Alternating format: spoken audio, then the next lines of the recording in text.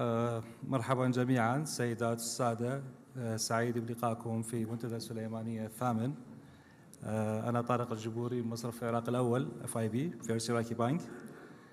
المتحدثون الأكارم الأستاذ السيد قوبات طلباني نائب رئيس حكومة إقليم كردستان، الدكتور خالد بطال وزير الصناعة والمعادن، السيد برجر قام بأعمال السفارة الأمريكية في بغداد، السيدة ضحى عبد الكريم مدير عام المدفوعات سابقا في البنك المركزي العراقي، الأستاذ الكريم السيد فيصل همس رئيس هيئة الأوراق المالية. أهلا وسهلا بكم جميعا. صراحة كما تعرفون عنوان الجلسة حاليا هي حالة الاقتصاد العراقي اليوم. كما نعلم جميعا فيما يخص الاقتصاد أنه توجد موارد وتوجد حاجات ورغبات للشعوب وللمواطنين وللأفراد، فبالعادة تكون الموارد محدودة والرغبات والاحتياجات غير محدودة ومفتوحة. وهنا تجدر الإشارة أو التساؤل: ما هي الاستراتيجيات التي ينبغي اعتمادها لمعالجة عدم المساواة الموجودة أحيانا في المجتمع وتعزيز النمو الاقتصادي الشامل في العراق؟ كقوبات.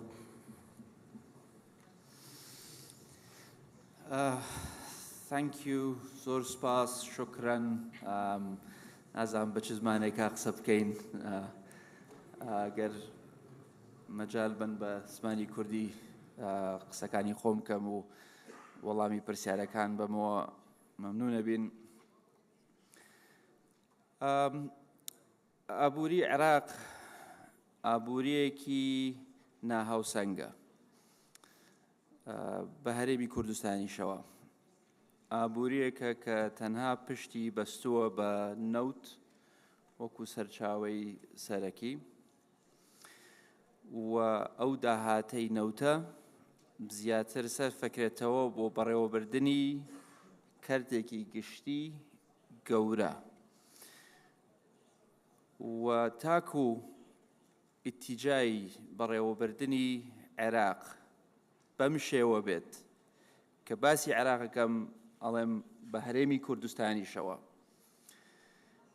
کە بەردەوام بیر لەوە بکەینەوە چۆن داهاتی دەوڵەت بەکار بهێنرێ بۆ گەورەترکردنی حەجمی حکوومەتەکەمان و دامەزراندنی موظف لە کەرتی گشتی و زیادکردنی خەرجی تەشغیلی و خەرجی سیادی، قەت نابینە خاوەنی ئابووریەکی هاوسەنگ و ئابووریەکی بەهێز. ئێمە نەمانتوانیوە هاوسەنگیەک دروستکەین لە بینی سیاسەتکردن و بەڕێوەبردن. هەمومان سیاسین و هەمومان سەرکردەین. ئەم وڵاتە پڕە لە سەرکردە، پڕە لە قائد، بەڵام دەوڵەت مەداری زۆر کەمە. بۆیە ئەم وڵاتە بەعام بەگشتی وەکو عێراق و هەرێمی کوردستان بە تایبەت پێویستی بە فەلسفەیەکی ئابووریە کە ڕوون بێت. ئێستا ڕوون نییە. نازانم بازاڕمان ئازادە یان بازاڕێکی ئیشتراکیمان هەیە، معلوم نییە. هەندێ ڕۆژ هەڵەچین نەخەو ئابووریەکەمان لە هی ئەمریکا ئازادترە، هەندێ ڕۆژیش هەڵەچین نەخەو وا ئەزانم لە سۆڤێتی ساڵی هەفتاکانین. ڕوون نییە. بە ڕۆژە گۆڕێ، بە مەزاج و بە میزاجە گۆڕێ.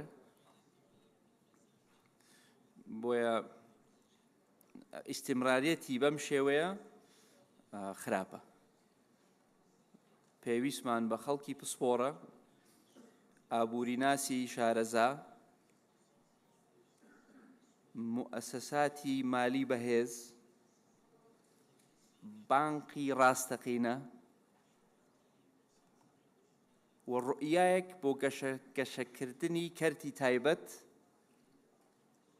تاکو ئەوە ببێ بە داینەمۆی بەهێزکردنی اقتصادی وڵاتەکەمان و هەرێمەکەمان.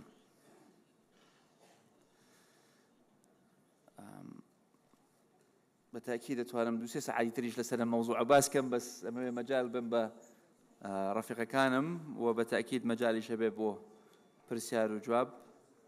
بەڵام گەشە سەندنی هاوسەنگ بڕوئیایەکی وازەح پشت بەستن بە کەرتی تایبەت ئەبێتە ڕێخۆشکەر بۆ هەمە جۆرکردنی ئابووری عێراق و هەرێمی کوردستان. ڕزگارمان بێ لە نەوت. نەوت ئەمرێ، نەوت نامێنێ و خۆم خواخوامە ئەو ڕۆژە نەوت نەمێنێ، چکەن ئەم نەوتە بووە بە بەڵایەک بەسەر ئەم میلەتە بە هەرێمی کوردستانیشەوە. بۆیە 10 ساڵێکمان ماوە، 15 ساڵێکمان ماوە ژێرخانێک دروستکەین کە وا بکە ئەم وڵاتە بتوانێت بە بێ نەوت خۆی بەخێوکە.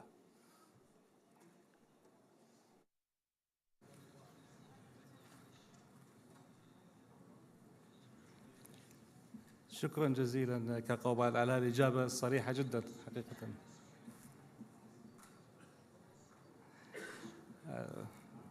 دكتور خالد، إضافة إلى ما ذكر كقوبات ملاحظات الصريحة والعميقة جدا، يوجد سؤال عميق أيضا باعتبارك حاليا معالي وزير الصناعة والمعادن بالعراق. كيف يمكن للعراق تنويع مصادره بعيدا عن النفط؟ بسم الله الرحمن الرحيم. فخامة الرئيس، السيدات والسادة الحضور، أسعدتم مساء. ما راح أكون أقل صراحة من كقوبات، راح أكون أكثر صراحة منه. حقيقة خلينا نرجع نسأل الموارد منين هي تأتي. دائما أتحدث أقول العراق يعتقد بأنه بلد غني، والعراق ليس كذلك، وقد تكون هذه صادمة للبعض. العراق بلد متوسط الغنى، والدليل على ذلك هي حصة الفرد. كيف يقاس البلد؟ بلد هذا بلد غني وهذا بلد فقير وهذا بلد متوسط الغنى. العراق لديه موارد، نعم، لديه نفط، لديه بعض المعادن، وإن سنحت الفرصة سأتحدث عنها قليلا، ولكن حصته وإمكانيته باستخراج النفط وتصديره هي أيضا محدودة مقرونة بسوق عالمي. وحصتنا من حتى نمول الموازنة من واردات النفط هي معروفة شيء. فبالتالي العراق ليس غني. وحتى إذا ما نظرنا على المستقبل هنالك argument، يعني نقاش وجدال بمستقبل النفط ووجوب استخدام الطاقة النظيفة والطاقات البديلة.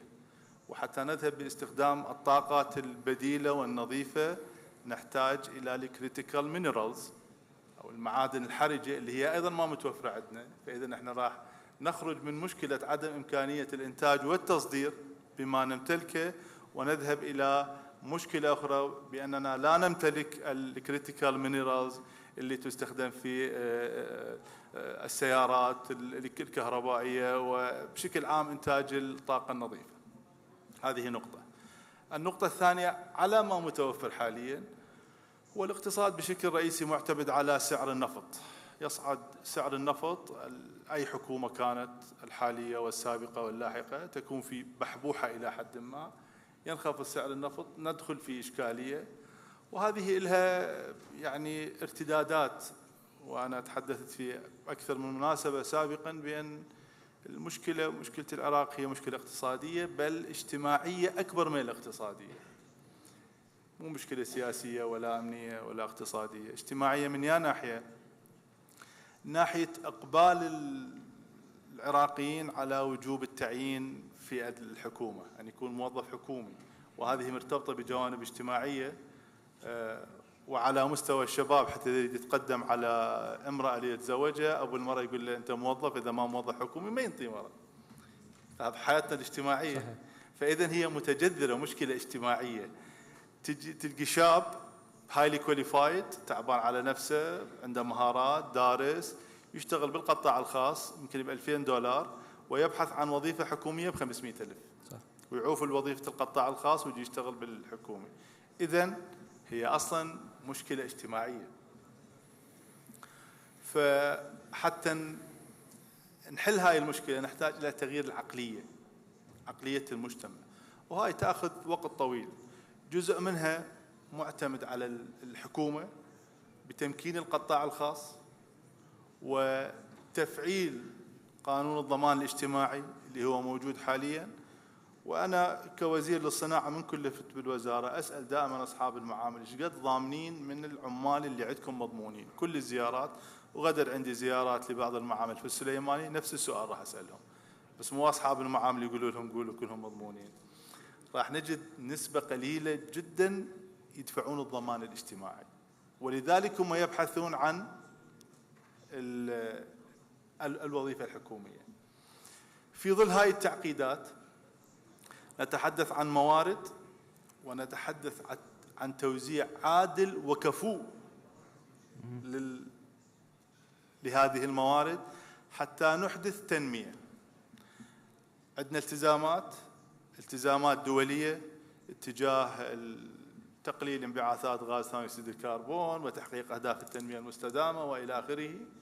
وعندنا تحديات داخلية بتوفير فرص العمل وتوفير الرواتب وإلى آخره. ومرت أيام الحكومة غير قادرة على دفع الرواتب وبنفس الوقت تعين. يعني لما نرجع على سنة 19 والعشرين وال21 وحتى ب22 كنا نتلكأ في دفع الرواتب، وفي نفس الوقت الحكومة تحت ضغوطات سياسية ومظاهرات والأحداث اللي مر بها البلد نتعاقد بعشرات الآلاف إذا مو مئات الآلاف من الشباب. هاي مشكلة قد ما تظهر اليوم إذا مو هي ظاهرة، راح تظهر بعد سنتين بعد 3 بعد 5 لما صندوق التقاعد قد يعجز عن دفع قد إذا ما لقى استثمارات وقدر يدير نفسه. وراح نصل إلى مرحلة قد سعر النفط يصير 40 30 $20 مثل ما حدث. وإذا ناخذها إحصائيا خلال 20 سنة الماضية كم سنة سعر النفط كان فوق 70، من 70 لل50، من 50 لل40 وهكذا. هذا فلكتويت دائما صاعد نازل. النقطة المهمة الأخرى هو التزامات الدولة اتجاه تقديم الخدمات. عندنا شعب ينمو بزيادة تقريبا 2.3 تقريبا.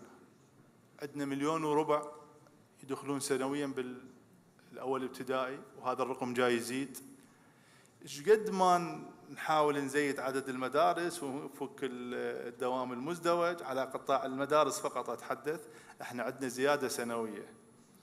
قطاع الكهرباء أنا أقولها وقلتها لن نستطيع توفير الكهرباء ولا بعد 1000 سنة إذا بقينا على هذا الأبروتش اللي احنا سالكينه.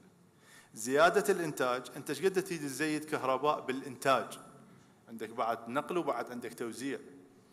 وش قد عندك الزيادة السنوية بالاستهلاك والضائعات؟ 10-15% تزيد، أنت ما تقدر تزيد أكثر من 10-15% بزيادة الإنتاج سنويا. إذا حتى نحقق هاي المشكلة أيضا أمامنا تحديات، هو زيادة الإنتاج وتقليل الاستهلاك. تقليل الاستهلاك من خلال الدفع، المواطن لازم يدفع فواتير الكهرباء، وبنفس الوقت تقليل تحسين العزل الحراري للأبنية حتى نقلل استهلاك الكهرباء. أخذنا قرار في مجلس الوزراء الماضي، فعلنا وألزمنا المدن السكنية الجديدة والمجمعات السكنية الجديدة بتطبيق مدونة العزل الحراري للأبنية اللي سنة 2011 أصدرت.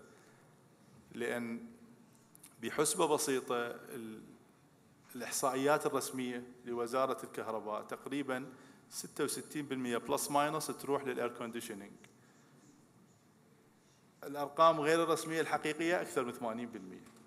فإذا احنا عندنا تحدي 80% تستهلك فقط لأغراض التكييف، سواء التبريد صيفا أو التدفئة شتاء.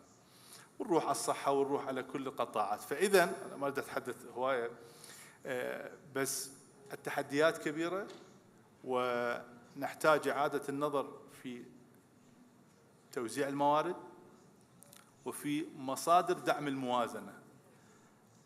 سنوات الكل يتحدث عن تقليل الاعتماد على النفط. شنو اللي عندنا نقلل الاعتماد على النفط؟ نذهب باتجاه مو زيادة الضرائب، وإنما فقط جباية الضرائب.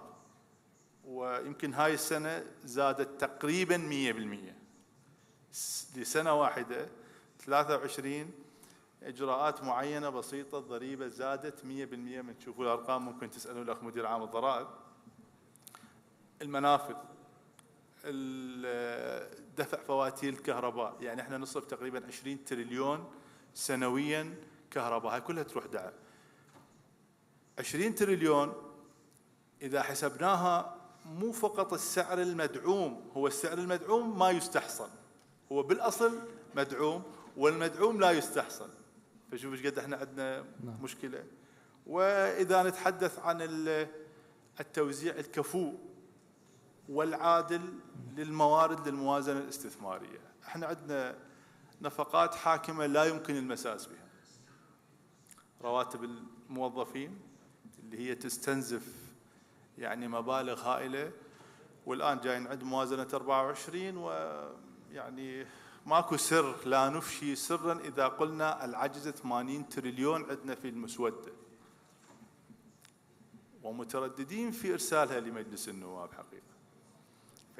فإذا تحسب احنا في بحبوحة أمنية اقتصادية، سعر النفط المعدل ماله تقريبا يعني يجوز أكثر من $80، ولدينا عجز بهذه الكمية، أغلبها نفقات تشغيلية حاكمة، الصحة والماء ودعم الأخرى، الدعم اللي يقدم للوقود إلى آخره.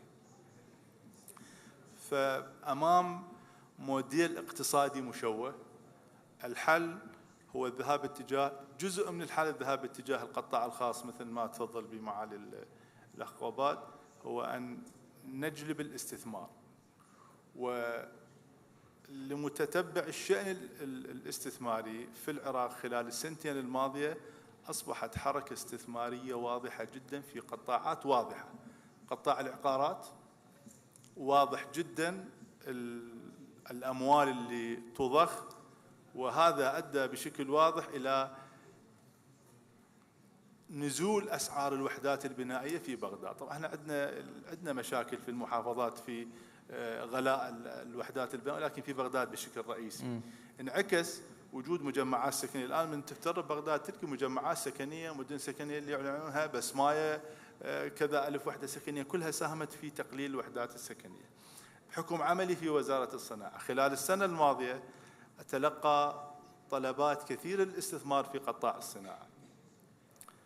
إن شاء الله الأسبوع القادم أو البعد على أعلى تقدير راح نوقع عقود لحقول كبريت، واحد $650 مليون، واحد $350 مليون في المشراق وفي الزاقة، وعندنا كبريتات الصوديوم تقريبا 120 مليار، والأسمدة المركبة تقريبا $200 مليون، والأسمدة الجنوبية $1,350 مليون، وإلى آخره. كلها أرقام. معامل سمنت تجاوزنا $2 لإنشاء معامل سمنت جديدة. كل هاي مؤشرات على استقطاب رؤوس أموال جديدة، سواء كانت داخلية عراقية أو عائدة من الهجرة، خلينا نسميها. كانت رؤوس أموال مهاجرة عادت بسبب الظروف في بعض البلدان اللي كانت تهاجر جناوي تشتغل بالقطاع المصرفي، عادت إلى العراق، وجزء من الأموال العراقية الداخلية بدأت تستثمر داخل العراق. كل هاي مؤشرات على بدء نشاط القطاع الخاص اللي يحتاج بيئة، والبيئة بدأت أن تكون متوفرة. لا أزعم بأنها متوفرة بشكل كامل، تحتاج حزمة من التشريعات. الاستقرار الأمني الحمد لله متوفر، استقرار سياسي إلى آخره. فهذا المجمل، إذا تحب نطب التفاصيل لاحقا حتى أترك المجال للزملاء الأعزاء. أشكرك دكتور. شكرا لكم. بالمناسبة دكتور، قولا واحدا، احنا مقبلين على مرحلة تحديات جديدة أم فرص جديدة؟ وجدت التحديات وجدت الفرص، هنالك تحديات وهنالك فرص في نفس الوقت. واضح. شكرا جزيلا. Mr. Berger. I will speak in Arabic so you can just hear it. ما هو الدور الذي يمكن أن يلعبه الاستثمار الأجنبي في دعم جهود التنويع الاقتصادي العراقي؟ وكيف يمكن للحكومة تشجيع مثل هذه الخطوات؟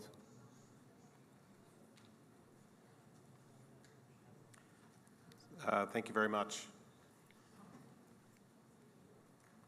First of all, I'd like to very much compliment the previous two speakers. I think they raised a lot of very important points in this regard. There is much work to do. The reason, in fact, that you have me instead of Ambassador Romanowski is because she's back in Washington helping to support Prime Minister Soudani's visit. And of course, quite a bit of the emphasis of that visit and of the meetings that the Prime Minister had were very much along these lines. He did, of course, meet our leadership across the board, very much focused on this overall strategic relationship, focused on economic development, focused on investment, focused on how the United States and Iraq can partner together to improve the Iraqi economy. We've already heard a diagnosis to a degree of the issue. You don't need me to tell you that the Iraqi economy is essentially upside down due to its incredible reliance on oil, nor do you need me to tell you how the Iraqi economy is upside down in terms of the enormous public sector and the lack of private sector investment. You know that already, you know the facts. In terms of how the international community or foreign investors might help, there are a couple of opportunities right in front of us. You heard the Deputy Prime Minister say that oil is dead, or oil will be dead before too long. However, gas is not. And there are very significant resources in Iraq right now for gas. Really two main elements. One is gas capture. Iraq flares the second most gas in the world, only behind Russia. So you have a terrible knock-on effect from that. The Prime Minister once told us in a meeting, that is Prime Minister Soudani once told us in a meeting, we're burning money. That's a real problem. Iraq is, of course, dependent on its neighbor for electricity. That's a problem. And on top of it, you're killing your population and you're contributing significantly to climate change. There are technical solutions available now, some of which are already being implemented in Iraq, primarily in the south, many with American companies, some other foreign companies. The Total deal everybody talks about is but one. And that will only be a small piece of the puzzle. Much, much more must be done. If Iraq can efficiently capture all of its gas or most of its gas simply from flaring, it can take care of its own electricity needs from that. That kind of investment, though, also brings jobs, kind of up and down, both skilled and unskilled jobs into the market. It produces, obviously, reliable, cheap electricity, which also obviously supports a growing economy. Many of these jobs are green jobs and future-looking jobs, which will definitely support a future economy. And of course lead to energy independence for Iraq. So all of these are boons to an economy that is desperately in need of them. And of course that's something we're definitely working on together.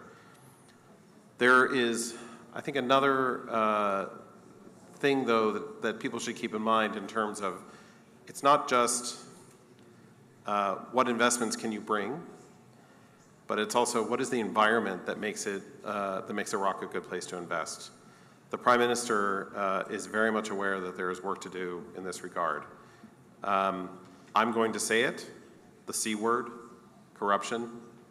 It's an issue throughout the country. It has been an issue for US and other foreign companies in the past. Inefficient means for investment, rules that dictate, for example, that you must have an Iraqi partner company. There are lots of other, these are just a small set of some of the issues that get in the way. The regulatory structure needs a lot of work. The legal structure needs a lot of work. There are huge capital projects in which internationals want to invest in Iraq, but the mechanisms aren't there. The ministries aren't easily equipped to do it. One way out of this, not a permanent solution, I don't think, because the infrastructure can be built, is PPPs. But Iraq lacks a good PPP law. It makes it virtually impossible or extremely difficult to enter into PPPs, which I think is the way forward on a lot of significant infrastructure projects. One, for example, that interests us significantly is Baghdad International Airport. The gateway into Iraq has significant issues and significant problems. The Prime Minister is fully aware of that. He has IFC working with him, and he's also signed an MOU with ICAO to improve Iraq Civil Aviation Commission. So he is taking steps, and we are taking steps positively together in terms of international investment. Another significant issue, though, that needs to be resolved, and we are partnering very closely with Iraq on that, is bank reform and bank modernization. This is a really significant issue. Iraq is unbelievably underbanked. 20% of Iraqis have a bank account. A higher percentage of people in Sudan have bank accounts than do in Iraq. This makes capital flows incredibly difficult. This makes trade-based movement of money incredibly difficult. Access to finance is extremely limited, which retards private sector growth, another very significant issue for Iraq. We're working very closely with CBI on a transition away from the CBI wire auction. Iraqi banks need to interact with the international banking system the way that all other banks in the world do. That's through a series of correspondent relationships with international banks. Iraq is on its way. It's made a lot of progress in this regard, and that would be a significant step in the right direction. The government is also working on things like e-payments and so on and so forth. Needs to accelerate that work because, again, if a company is looking to invest, for example, in Iraq's financial sector, there's not much to invest in. But there is definitely potential there. So one last thing I'll point to in terms of improving the investment climate that's very important is stability. Now, Iraq has gone a long way, a significantly long way in the past 20 years, a significantly long way in the last 10 years. And we're optimistic that things can continue to improve. But there are still issues. And since I'm sitting in Kurdistan, I would be remiss if I didn't point out issues between Baghdad and Erbil. These are issues that were discussed on the Prime Minister's visit to Washington, as you saw in the statements that were released from the meetings. And of course, please don't take this badly, Deputy Prime Minister, disputes among the major Kurdish political parties, which I think has put them at a significant disadvantage, a competitive disadvantage when it comes to trying to deal with Baghdad and to make progress on those relationships. So I don't have all the answers. I've just proposed to give you a few, but I'm interested to hear what the other speakers have to say. I expect they'll have much more wisdom than I do. Thank you. Okay, شكرا جزيلا أستاذ بركر. السيدة ضحى عبد الكريم.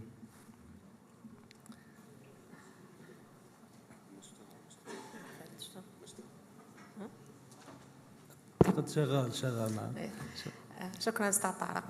بالتاكيد انا اريد اركز على محور استراتيجي مهم هي القطاع المالي والمصرفي في المجال هذا.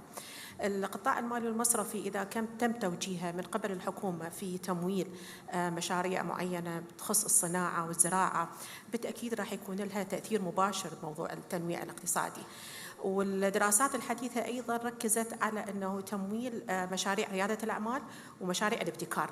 يمكن تمويل هذه المشاريع حاليا راح يكون لها تأثير كبير بالنمو الاقتصادي وأيضا بصمة كبيرة للمؤسسات اللي تعمل بها لما راح يأثر على رؤيتها وخطواتها خطواتها المستقبلية. بالتأكيد أكو استراتيجية أيضا جدا مهمة، هي استراتيجية الشمول المالي. استراتيجية الشمول المالي معتني بها البنك المركزي والحكومة، وهي من الاستراتيجيات اللي يعني بها العديد من المؤشرات، وبها لاعبين أيضا أساسيين كثيرين من القطاع الخاص والقطاع العام. بالمرحلة يعني مؤخرا احنا شفنا اكو نمو في عدد من هاي المؤشرات، لكن ما زال مؤشر الوصول إلى التمويل ما زال ضعيف، وخصوصا الوصول إلى التمويل في النساء والطبقات المهمشة بالأقضية والنواحي. أنا أعتقد أنه تركيز الحكومة على هاي المواضيع هذه يمكن راح يكون لها دور كبير في موضوع الانفتاح وتقديم الخدمات والتوسع بالاقتصاد والتنويع الاقتصادي. شكرا جزيلا. شكرا ست ضحى. تجدر إشارة إلى تساؤل بسيط. كثير من التحولات قاعد تدخل بدون استئذان. إحدى هذه التحولات هي التحولات الرقمية حقيقة، خاصة بالسوق العراقي اليوم. وإحدى هذه القطاعات هو القطاع المصرفي، في تحول رقمي واضح. في بعض التحديات. شنو دور البنك المركزي باتجاه حلحلة هذه التحديات اللي تواجه التحول الرقمي في القطاع المصرفي، خاصة فيما يخص التشريعات، القوانين، يعني فشنو دور البنك المركزي في هذا الموضوع؟ حقيقة التحديات السوق العراق عديدة. يمكن واحدة من التحديات اللي تواجهها معظم البنوك المركزية هي التطور بموضوع التقنيات، دائما يكون أسرع من التطور بموضوع التشريعات. فهذه يعني تحديات بأمام البنوك المركزية، والبنك المركزي العراقي واحد من عدها. يحاول دائما أنه يشوف متطلبات السوق وإصدار التعليمات اللي تتناسب بالإطار العام مرة بما موجود حاليا مرة ثانية، حتى يدعم القطاع الخاص والمصارف بتقديم والتوسع بالتقنيات. أيضا هناك تحديات كبيرة تخص هيمنة المصارف الحكومية، ضعف البنى التحتية، لكن مثل ما قال الأستاذ خالد، وإنما وجدت التحديات وجدت الفرص. أنا كنت حبيت هذه العبارة. الفرص بالسوق العراقي أيضا فرص كبيرة واعدة، وخصوصا يمكن بهاي المرحلة هي مرحلة ذهبية للقطاع المصرفي والمالي، لأن أكو توجه حكومي لدعم هذا القطاع.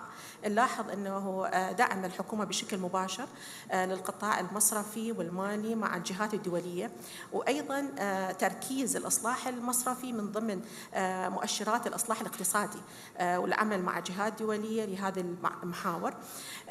وأيضا يعني موضوع دعم المصارف والمؤسسات. أكو حاليا لجان بشكل مباشر، أكو قرارات من مجلس الوزراء وقرارات داخلية حتى تفتح المجال أوسع للقطاع المصرفي الخاص لأخذ دوره. بالتأكيد هيمنة المصارف الحكومية أيضا واحدة من التحديات الكبيرة، أثرت بشكل مباشر على المنافسة، تقديم الخدمات، أيضا ضعف ثقة المستثمر بالسوق. بوجود القرارات الحكومية الحالية، أعتقد المؤسسات المالية والمصرفية عليها أن توضع استراتيجياتها بما يتناسب مع توجهات الحكومة، لأنه راح يضمن لها أنه تحصل مساحة أكثر. ولازم أيضا نقطة مهمة تهتم بها المؤسسات المالية هي الاعتماد على المعايير الدولية بموضوع الامتثال ومكافحة غسل الأموال، تطوير البنى التحتية حتى تقدر تقدم خدمات تليق أو تلبي احتياجات السوق. طيب سبو، هذا فيما يخص الآن راح شوي أدخل بالتفصيل لأنه هذا الفيلد بس مهم جدا بالنسبة لما يخص القطاع الرقمي. هذا اللي ذكرتيه حضرتك فيما يخص جانب البنك المركزي. جانب الحكومي، يعني اليوم احنا بدنا نحكي، خلينا نكون أوسع من القطاع المصرفي، نحكي بصورة عامة عن اقتصاد رقمي موجود، حكومة رقمية وليست إلكترونية، راح تتطور تكون حكومة رقمية وهي التارجت الهدف. قد يولد شيء اسمه المواطن الرقمي. يعني اليوم بدأت تظهر مصطلحات انه مواطن رقمي وحكومة رقمية، خدمات تقدم حكومة، خدمات تقدم حكومة إلى قطاع بزنس، حكومة إلى مواطن. هذا هنا أعتقد دور حكومي وليس دور البنك المركزي، وتناغمها أو تكاملها مع قنوات الدفع الإلكتروني سواء المحافظ الإلكترونية أو حتى البنوك الرقمية. ما هو دور الحكومة برأيك؟ يعني هي طبعا اكيد هاي دور الكل، دور الحكومه، دور المؤسسات الماليه نفسها. موضوع التثقيف المالي والمعرفه الرقميه من المواضيع الاساسيه، وايضا اصدار تعليمات لحمايه امن البيانات وحمايه المستهلك. هاي من الاطر التنظيميه المهمه اللي راح تساعد وتساهم بوجود بيئه مناسبه ومهنيه بالتوسع بالخدمات. بالتاكيد الحكومه هسه والبنك المركزي ايضا دا يدعم بتوسع تقديم الخدمات، مو عن طريق فروع المصارف وإنما عن طريق التطبيقات والخدمات الإلكترونية. هذه أكيد يحتاج لها من الحكومة دعم كبير في موضوع توسع الاتصال بالإنترنت، الانتقال إلى خدمات الهاتف المحمول. هذه كلها أكيد السياسات والإجراءات بأمن البيانات والمعلومات، هذه كلها يحتاج لها جهد حكومي من جهات متعددة حتى يقدر يدعم يعني هذا القطاع بالمسير والتقدم بشكل سليم، والنمو راح يكون سريع وله تأثير كبير بموضوع الاقتصاد والتنوع الاقتصادي. شكرا جزيلا. شكرا أستاذ أستاذ فيصل المحترم، ما هي المبادرات التي تقوم بها هيئة الأوراق المالية العراقية لتعزيز الشفافية والحوكمة وثقة المستثمرين في الأسواق المالية العراقية، وخاصة لجذب الاستثمارات الأجنبية غير النفطية؟ بداية أود أن أشكر الدكتور برهم صالح فخامة رئيس الجمهورية العراقية سابقا.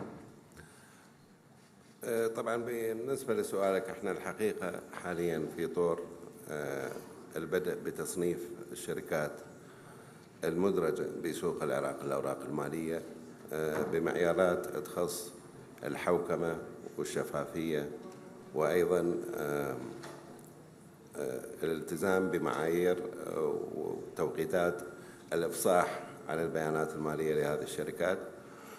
نعتقد أن هذا الشيء راح يساعد المستثمر بطبعا فهم الشركة أكثر وصناعة قراره الاستثماري بشراء هذه الأسهم من عدمه. مثل ما تعرف يعاني السوق منذ فترة الحقيقة بوجود شركات غير ملتزمة بالإفصاحات المالية، وعليه مثل ما تعرف احنا أطلقنا إلى جانب السوق الأولي السوق الثانوي، وأيضا المنصة التداول للشركات الغير مفصحة.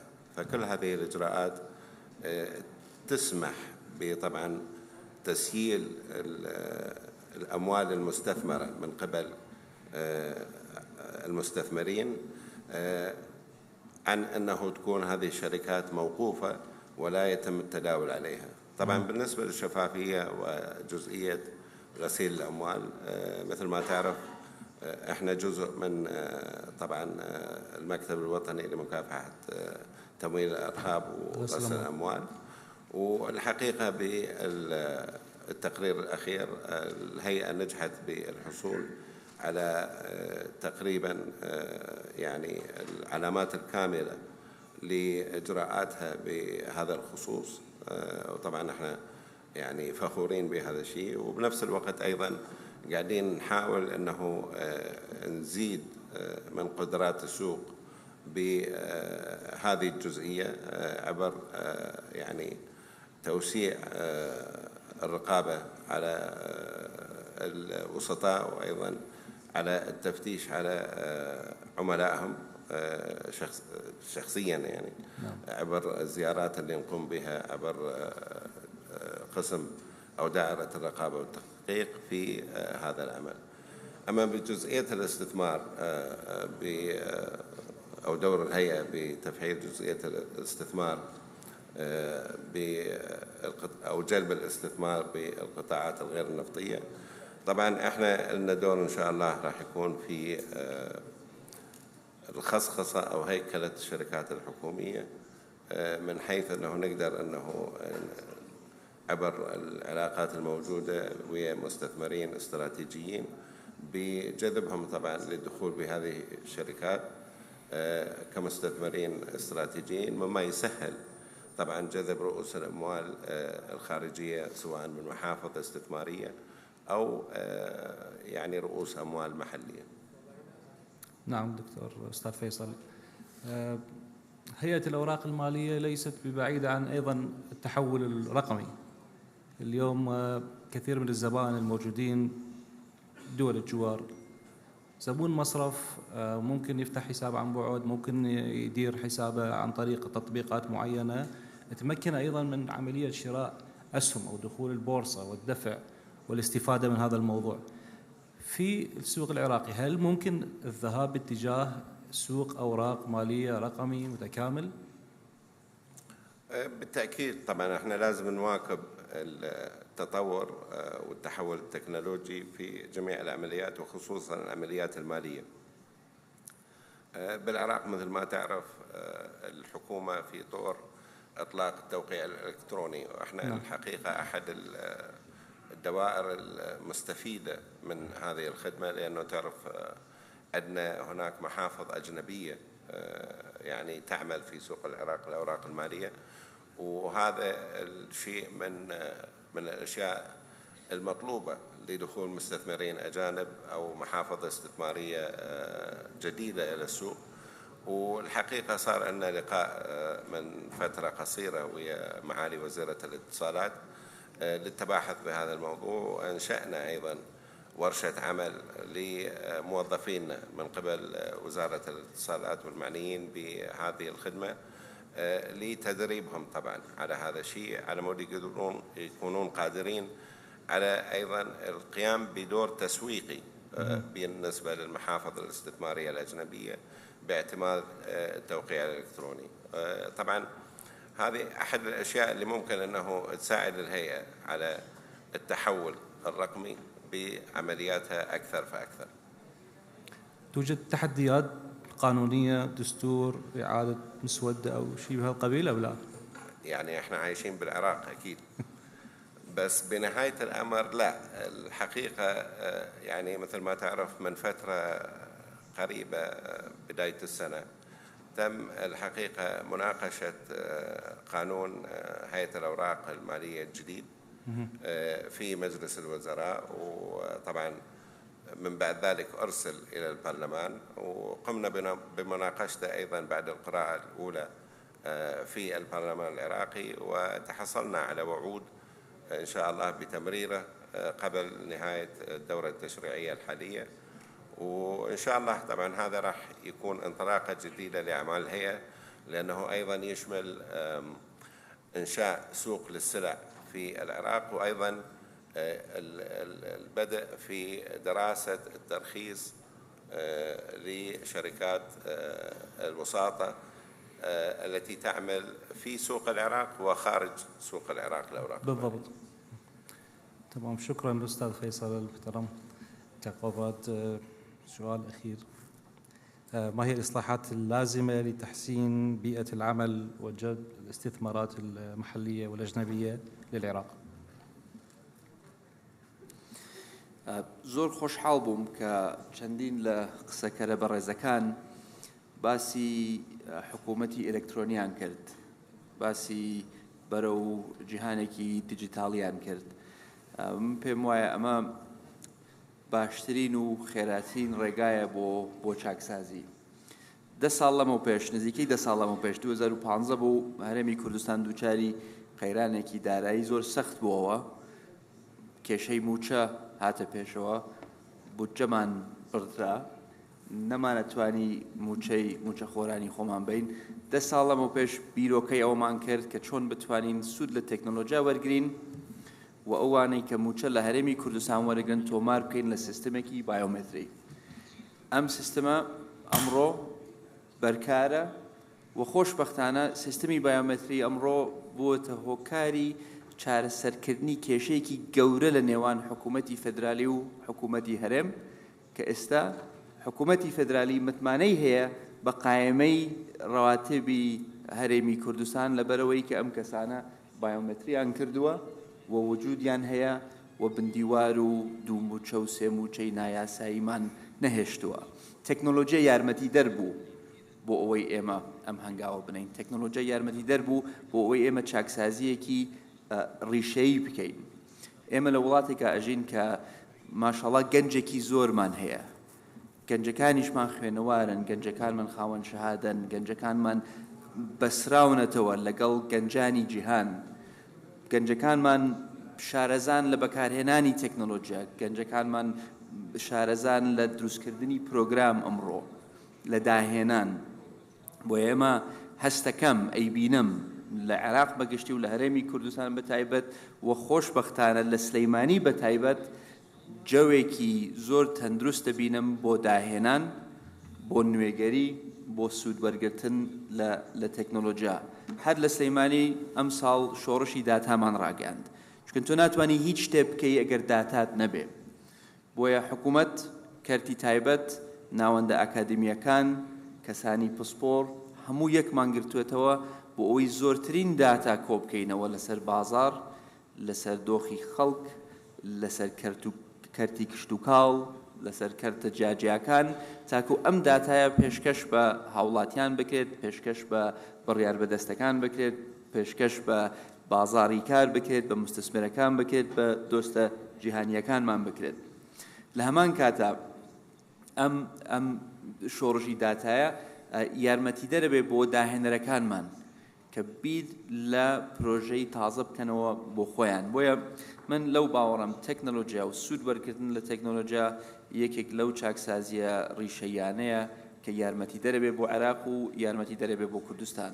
بێگومان ئەمە پێویستی بە گۆڕانکاریە لە هەندێک لە قانونەکان لە ئاستی فێدرالی و لە ئاستی هەرێمیش، متمانەبوون بە واژۆی ئەلەکترۆنی کە بەڕێزێک لێرە باسی کرد کە زۆر هەنگاوێکی زۆر مهمە. قانونێکی باش پەسەند کراوە لە عێراقەوە، هیوادارین ئێمەش انتخاباتمان هەبێت لە هەرێمی کوردستان تاکو پەرلەمانی خۆشمان بتوانێت هەندێک قانونی پێویست تێپەڕێنێت کە یارمەتی دەرەبێ بۆ پاراستنی نهێنیەکانی شخص، بۆ پاراستنی ئەو داتایی کە بەرەبەرە ئەچێتە ناو جیهانی تەکنۆلۆژیا. تەکنۆلۆژیاش یارمەتی دەرە بۆ شەفافکردنی پرۆسەکان. ئێمە لە حکوومەتی هەرێمی کوردستان پرۆژەی خزمەتمان ڕاگەیاندووە. پرۆژەی خزمەت هاتووین هەموو ئەو خزمەت گوزاریانەی کە حکوومەت پێشکەشیەکە بە هاوڵاتی کۆمان کردوێتەوە، ڕیزبەندمان کردووە، پیاچوونەوەمان پێیان کردووە، ڕۆتینەکانیمان کەم کردوێتەوە، شەفافمان کردووە بۆ هاوڵاتیان و قۆناغی داهاتوو ئەوەیە کە ئەو خزمەت گوزاریانە بە ئەلکترۆنیان بکەین تاکو ئەو ڕوتینە کەمتر بێ و پرۆسەکە خێراتر بێ و شەفافتر بێ. بۆیە تەکنۆلۆژیاش یارمەتیدەرێکی زۆر بەهێزە بۆ چاکسازی و نابێ لی بترسین، ئەبێتە بەنی بکەین، حکومیەن ئەبێ بیپارێزین، قانونیەن ئەبێ بیپارێزین و دەرگا بکەینەوە بۆ ئەو گەنجە زیرەکانەی کە لە ناو زانکۆکانمانن، لە ناو پەیمانگاکانمانن، لە ناو شار و قەزا و ناحیەکانمانن، ئیستیفادە لەو دەرفەتە بکەن، بەشێک بن لە داهێنان، بەشێک بن لە بنیادنانی وڵاتێکی پێشکەوتوو، وڵاتێکی سەردەمیانە، بازارێکی پێشکەوتوو و بازارێکی سەردەمیانە. من ئەمە یەکێک لەو خاڵانەیە کە لە ناو ئەم هەموو جەوە جەنجاڵی کە تایە ئەژین، یەکێک لە خاڵەکان کە زۆر گەشتبین مەکە ئەو تاقەیە کە ئەیبینم کە لە عێراقا هەیە، کە لە هەرێمی کوردستانە هەیە، لە مەجالی تەکنۆلۆژیا، لە مەجالی داهێنان، لە مەجالی ئینۆڤیشن، لە مەجالی پێشکەشکردنی چارەسەری زیرەک بۆ کێشەکانی ئەم سەردەمە. ئێمە وەکو حکوومەت نابێ کۆنتڕۆڵیان بکەین، نابێ بربەستیان بۆ دروستکەینەوە، ئەبێ بکشەینەوە تۆزێک. حکوومەت ئەبێ بێتە دەرێ لە ژیانی ڕۆژانەی هاوڵاتی. حکوومەت ئەبێ بێت قانون تەقدیم کات، پەرلەمان قانون پەسەندکە، چوارچێوەیەکی تەندروست دابنین بۆ ئەوەی خەڵک بتوانێت ئیشی خۆی کە، ئیستیسماری خۆی کە، داهێنانی خۆی بکە و ئێمە بتوانین حیمایەی ئەو هەنگاوانە بکەین، نەک ئیشەکان تەعقید بکەین بە ڕێنمایی سەقەت و کۆن و قانونی بێمەعنا و سیاسەتی ناتەندروست. بۆیە من گەشتبینم لەوەی کە ئەو وزەی کە هەستی پێەکەم، ئەو وزەی کە ئەیبینم، ئەو وزەی کە ڕۆژانە و من تەعاملم هەیە لەگەڵیانە، ئەبنە مستەقبەلێکی زۆر زۆر گەش و بەهێز بۆ ئەم وڵاتە وبهرمي كردستانيش بتايبات إن شاء الله. إن شاء الله. إن شاء الله. كقوبات توجد تحركات أو جهود حكومية لخلق هيئات مستقلة، مثلا هيئات مختصة بالذكاء الاصطناعي، هيئات مختصة بعلوم البيانات، هيئات مختصة مثلا بالسايبر سيكيورتي، مو فقط هيئات ممكن استحداث مناهج تخصصات في الكليات والجامعات، تطوير الكوادر، تطوير الشباب بهذا الاتجاه؟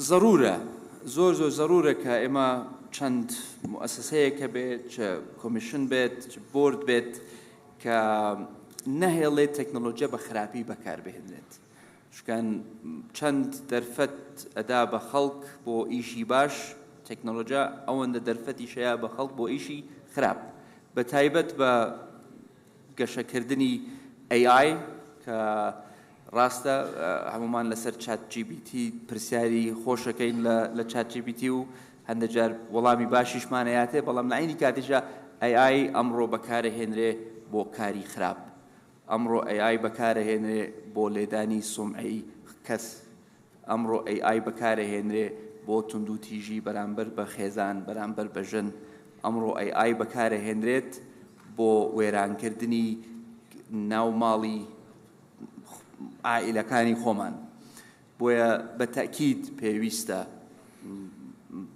پێکەوە دابنیشین هاوکاری یەکتری بین لە ئاستی فێدرالیەوە لە ئاستی هەرێمەوە چۆن بتوانین بە پشتیوانی دۆستەکانمان لە کۆمەلگەی نێودەوڵەتی ڕێگر بین لە خراپ بەکارهێنانی AI لە خراپ بەکارهێنانی تەکنۆلۆجیا ئەمە ضرورە سایبەر سیکیورتی بەداخەوە لێرەدا ئەوەی کە مەترسیە لەسەر هاوڵاتی هاکەری تاکی نییە هاکەری مؤسساتیە بۆیە دیسانەوە مؤسسە ئەمنیەکانمان ئەبێ پارێزەری خاک و نیشتیمانەکەمان بن نەک هەڕەشە مؤسسە ئەمنیەکانمان ئەبێ خەڵکی زیرەکیان تابێ نیشتیمان پەروەریان تابێ کە نێڵن ئەو جیهازانە بەکار بهێنرێن دژی هاوڵاتیەکان بەکار نەهێنرێن بۆ مەرامی سیاسی بەکار نەهێنرێن بۆ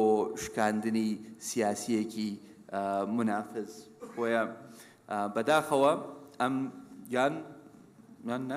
ئەم مەجالانە زۆر پێشکەوتوترن زۆر خێراترن پێشکەوتنیان زۆر خێراترە لە سورعەتی حکوومەت لە سورعەتی دام و دەستگا فەرمیەکان بۆیە دیسانەوە هیچ شتێک بەبێ کەرتی تایبەت بەبێ ناوەندە ئاکادیمیەکانمان بەبێ بازاڕی کار بەبێ پسپۆرەکانمان ناتوانین هەنگاوێک بنین ئەم هەلە تەنها لای حکوومەت نییە حکوومەت بازاڕی کار ناوەندە ئاکادیمیەکان پێکەوە پەرلەمانتار قانونی یاساناس ئابووری ناس پێکەوە ئەبێ چارەسەری زیرەک بدۆزینەوە بۆ کێشەکانی ئەم سەردەمەوان. شكرا لك طبعا شكرا جزيلا هذه إجابة صراحة.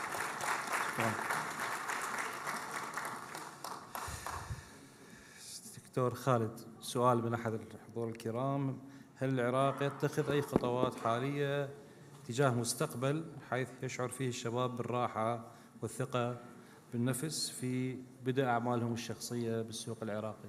بس أي سؤال؟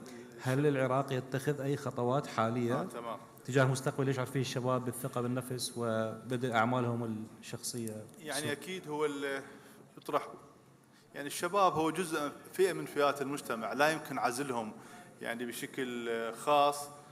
مثل ما طرح سابقا التقينا بالشباب وكان مجلس الأعلى للشباب ممثلين عنهم وفي مجلس الوزراء وطرحوا الكثير من الأفكار، أخذت البعض من عندها، اتخذنا قرار من الوزراء خاص بهذه الفئة. ولكن مرة أخرى الشباب والنساء والأرامل والأيتام وكل فئات المجتمع يحتاجون إلى بيئة، أهم بيئة ممكنة للتنمية وللقطاع الخاص هي بيئة المصارف. بأنه ثلاثتكم المصارف أو ثلاثة موجودين من قطاع المصارف والأستاذ فيصل هسه عاف التي بي آي. مشكلة الشاب العراقي، مشكلة المواطن العراقي لما يريد يفتح أي مشروع صناعي تجاري زراعي سياحي بأي قطاع يصطدم بالتمويل نعم. والتعقيدات اللي يمر بها في العراق. يعني ذكرت الأخت ضحى على هيمنة المصارف بين هلالين، هيمنة المصارف الحكومية على بعض القطاعات. أنا بصراحة ما أتفق وياها، لأن المصارف الحكومية هي صايرة حديقة خلفية للحكومة في كثير من التفاصيل، من الاقتراض، من نطوف في مشاكل في هو واجب القطاع المصرفي الخاص أن هو يقود التنمية، مو يأتي المصرف ويحتاج إلى مبادرات. أنا أسأل، هل توجد هذه الكلمة مبادرات في كثير من دول العالم؟ مبادرة صناعية، مبادرة زراعية، مبادرة سكن، مبادرة، هاي كلها معناتها أكو خلل. ما عندنا نظام مصرفي مستقر قائم بذاته يدير نفسه بنفسه، ما يحتاج إلى أن ندخل الحكومة به. السؤال الثاني، كم مصرف؟ عندنا أكثر من 60 مصرف أهلي، كم مصرف أهلي أو حتى حكومي مول مشروع واحد للشباب أو للنساء أو كم؟ أنا وزير توسطت من المصرف الصناعي حتى أحصل قروض للشركة العامة ليدوية السامرة والشركة العامة لديالة 6 أشهر مع بالمصرف الصناعي اللي هو يفترض كان سابقا مرتبط في وزارة الصناعة، وعجزت وتركت الموضوع. ليش؟ لأسباب بيروقراطية. أنا مواطن اليوم أريد أفتح مصنع صغير أو أفتح مشروع زراعي أو أفتح مشروع سياحي whatever، أروح على المصرف أقول له انطيني قرض. المصرف شريد يريد ضمانات عقار. هو أنا إذا عندي عقار أرهنه، خو ببيع العقار وأفتح المصرف، أفتح المشروع مالي، ليش أجي أرهن العقار بالأصل؟ تعقيدات. فلا الشباب ولا أي فئة أخرى ما لم، اعذروني عن صراحتي وأنا أعتذر، ولكن أنا مسؤول لازم أتحدث ببعض الدكاكين الصيرفة اللي فتحت بعض المصارف الخاصة، دكاكين مال صيرفة معتمدة على مزاد العملة والتاجر بهذا الموضوع وما لها أي علاقة بالمصرف. فاتح له 200 متر بناية، 200 متر طابقين، مصرف شو اسمه، مصرف الاستثمار، مو يعني المصارف للاستثمار وللتنمية وبالتالي انطيني قرض واحد قاصر، فقط قاصر، يعني قاصة تاخذ. هو بالأصل الدولار أموال فلوس الحكومة لو فلوس البنك المركزي؟ بالأصل السؤال فلوس الحكومة. بالأصل إدخال البنك المركزي في هذه وتحدثنا بالحكومة السابقة والحكومة الحالية، إدخال البنك المركزي في هذه العملية يعني أعتقد وجههم عن عملهم، انحرف الهدف مالهم، خلاهم داخلين بس ببنك العملة وشلون يوفرون الدولار وشلون يوفرون فإذا ما يكون عندنا نظام مصرفي فعال واللي يستثمرون، حتى المصارف الخارجية اللي هي فتحت فروع عندها، وين نشاطها؟ وين نشاطها الاستثماري؟ فجزء من المشكلة بالمصارف، وقد تكون جزء من المشكلة هي في التشريعات. يعني ذكر سعادة القائم بالأعمال المشاريع PPP Public Private Partnership. هذا عندنا قانون فقط الشركات العامة هي مغطاة بقانون 22 سنة 97 فقرة 15 ثالثا منه أباحت للشركات العامة الدخول في عقود شراكة مع القطاع الخاص المحلي والخارجي. ما خلا ذلك ما عندنا عقود. الآن قبل يمكن بالجلسة الماضية أقرينا هاي الآلية. أعتقد هذا القرار قرينا تعليمات لعقود الشراكة، قد تكون أحد الأدوات لزيادة الاستثمار أو زيادة استثمار القطاع الخاص والدخول بعقود شراكة مع القطاع الحكومي، وبالتالي خلق فرص عمل للشباب، فرص عمل ثانوية. احنا ما نتوقع اليوم من شاب يبحث عن عمل بمشروع كذا $1 مليون أو 100 أو 200 أو أكو مشاريع صغيرة. وهاي طبعا أكو قانون أيضا أعتقد رقم 10 سنة 2011 أو بالعكس، قانون تمويل المشاريع الصغيرة، هذا موجود في وزارة العمل والشؤون الاجتماعية. وأعود مرة أخرى، مشكلتنا جزء من عندها اجتماعي. لماذا؟ هذا أصلا هو موجه للمشاريع الصغيرة للشباب. تلقي الشباب واقفين يم الوزارة ينطون نسبة وياخذون الفلوس، لو يشتري بيها سايبة، لو يروح يتزوج بيها، لو يروح كذا، وبالتالي متعثرين. والصندوق موجود، وبعض الأخوات والأخوة النواب موجودين متابعين هذا الموضوع. فإذا مشكلتنا هي أصلا مرة أخرى مشكلة اجتماعية. يعني العمل والشؤون الاجتماعية عملت برنامج على مستوى العالم، وأنا مسؤول عن كلامي والآن أمام الفضائيات، من أفضل البرامج على مستوى العالم في تطوير مهارات الشباب. فتحوا قبل لا تنقل الصلاحيات مراكز تدريب الشباب موجودة في المحافظات، وأنا يعني رجعت للأنبار سنة 2012 من الخارج وشفت تفاجأت بهذا المركز على مستوى عالي. ولكن ما هي مخرجاته؟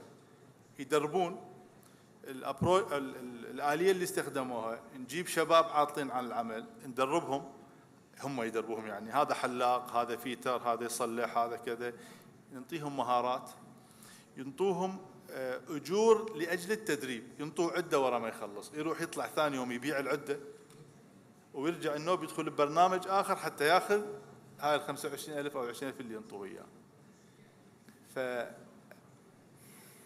فأبقى أكد جزء كبير من مشكلتنا هي مشكلة اجتماعية تتشعب، جزء اقتصادي، جزء سياسي، جزء بالمصارف، جزء بالأمن، جزء نعم. ولكن حتى نمكن الشباب يجب أن تكون قصة كاملة، بس تعتمد على التمويل. وأختم، مو بس الشباب، خلينا نرجع على القطاع الحكومي أيضا. عندنا موظفين حكوميين، موظف حكومي يساهم في إدارة الدولة يكون هو حجر عثرة أمام الاستثمار بحجج. يعني أعلنا قبل في مؤتمر شهر 5 العام الماضي حزمة من المشاريع اللي تخص التعدين، من ضمنها الفوسفات. مصنع الفوسفات يحتاج إلى 3.25 مليار دولار، أكثر من 3 مليار دولار. دخلت في جدال عميق وعقيم، عميق وعقيم بنفس الوقت مع الموظفين اللي عندنا بالشركة. لجنة تسوي تأهل العطاءات، يريدون الشركة اللي مقدمة على العطاء لازم تملك 3 مليار دولار حتى نحيل لهم إياه. هو مو من عندنا، هو مستثمر راح يجيب فلوسه. يقول له يابا يا موظف، هذا هو النظام العالمي، هو يجي عنده 50 مليون دولار يروح هو يجيب تمويل من المصارف، هو جايب لنا اياه، مو احنا نعطيه اياه، ونضع في بنود العقد اذا تلكى اذا كذا نعاقبه ناخذ. واضطريت اعيد الاعلان مره اخرى، الان هو في طور الاعلان، لان اذا اقرر اني هم راح يقول عنده مصالح شخصيه ووديها للنزاهه وطلعوه بالاعلام وباع العراق وباع الفوسفات وباع. تفهموا المشكله؟ اذا المشكله هي مشكله عقليه، عقليه موظف، عقليه شاب، عقليه وارجع اجتماعيه. تمام دكتور، تأثرت نقطة فيما يخص موضوع التمويل، والنقطة بصراحة جوهرية احنا نمر بها بالقطاع المصرفي اليوم، خاصة القطاع المصرفي الخاص.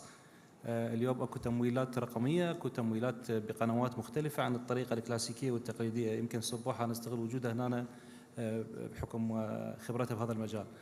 اليوم سابقا انت تحصل قرض حتى لو بسيط تحتاج ضمانات، والضمانات تقليديه كلاسيكيه، عقار، مصبوغ ذهب او شيء.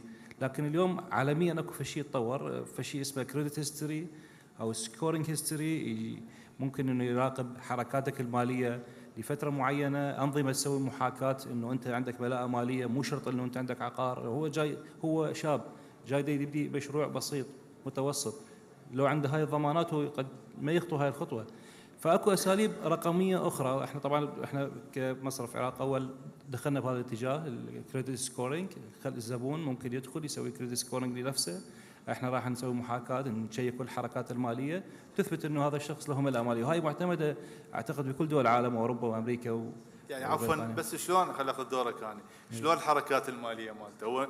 هو 3/4 الشباب ما عنده حساب مصرفي. طبعا احنا نفترض موضوع التمويل بعد الشمول المالي اللي ذكرت ست ضحى، وجود الشمول المالي، الوصول الى كل الزبائن بطريقه رقميه، الجميع لديه حسابات مصرفيه، زبون تم توعيته للتعامل رقميا بالامور الماليه، ومن ثم يتطور الموضوع الى موضوع تمويلات طبعا شكرا جزيلا وسعيد بلقائكم. خلاص ضم.